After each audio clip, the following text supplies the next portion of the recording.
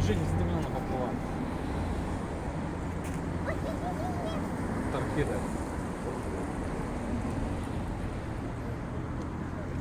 А это собачка тоже.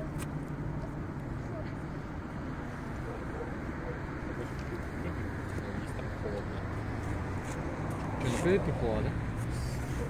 Она говорит, да? Вот она. Нет, вон, где желтый мусор рядом. Видишь? Я хочу ее.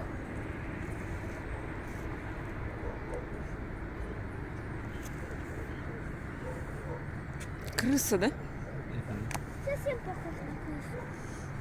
Только открытый. А не...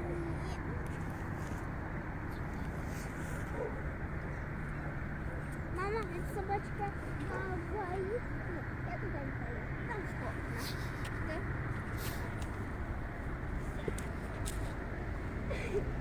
Ну, смешная эта собачка сказала, да, мам? Она говорит, я не буду туда лезть, там холодно. А собачка все еще спит. Давай, иди сюда, иди сюда. Женя, молчи, а то сейчас придет.